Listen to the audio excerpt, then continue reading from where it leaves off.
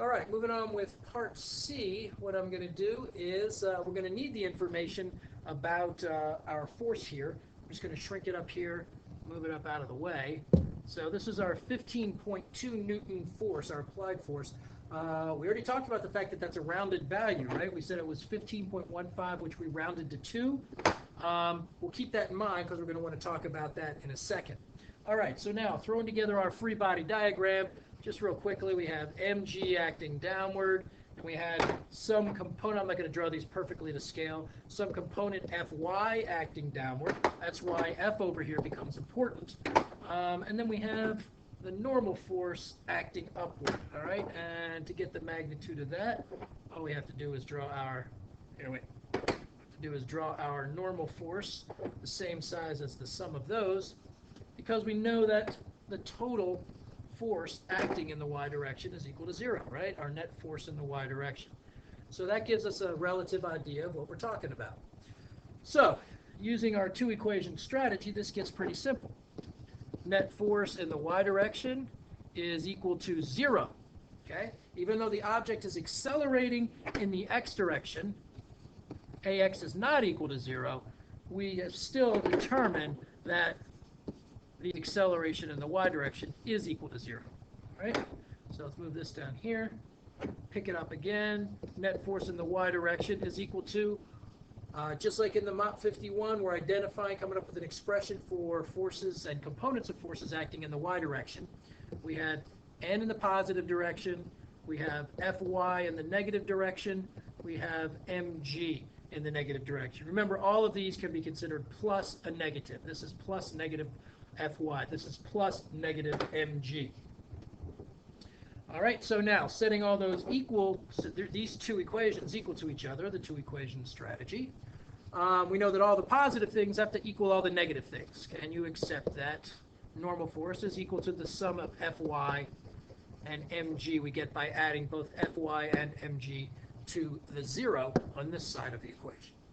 All right, so now we know that Fy, normal force, is going to be equal to Fy, or F sine theta, right? And we're going to add mg to that. But now, this is where we're saying, I was saying earlier, we don't want to just write in 15.2 newtons here because we know there's some inaccuracies there. So what are we going to do with that number? Why don't we put in our expression right here that we have for F in terms of given variables? All right, once we do that, we can probably simplify with some sine and cosine stuff going on, either cancel or maybe come up with a tangent or something like that. Let's see what happens. So now we get normal force is equal to F, and just here, what is F equal to? F is equal to max over cosine theta. max over cosine theta. That's just F right there. We still need to multiply by sine theta. And then to that we add mg. Just real quick, it's been a while since we did this. Quick dimensional analysis. We get mass times acceleration will be kilogram meters per second squared. That's a Newton. Kilogram meters per second squared, that's newtons. We're looking for a normal force. So it looks like dimensionally our answer is at least set up in a way that's sound, if not necessarily correct. But I'm pretty confident. All right, so now we know that the normal force, simplifying this expression, we get max sine over cosine tan theta plus mg. Simplifying further, we get m times the quantity a. I'm going to drop the subscript because it's the only acceleration we have. A tan theta, not to be confused with arctan theta, plus g. Now all I got to do, plug in our numbers. Mass is 9 kilograms. Acceleration, 1.5 meters per second squared. Tan of our theta, which is 27 degrees, plus g, 9.8 meters per second squared. All right, now all we have to do, plug all that into our calculator, and we get an answer that the normal force is equal to 95.078, so 0.8, we'll just say 95.1 newtons. And again, with the confusion of n's on either side, we might want to say Fn, normal force, is equal to 95.1 newtons.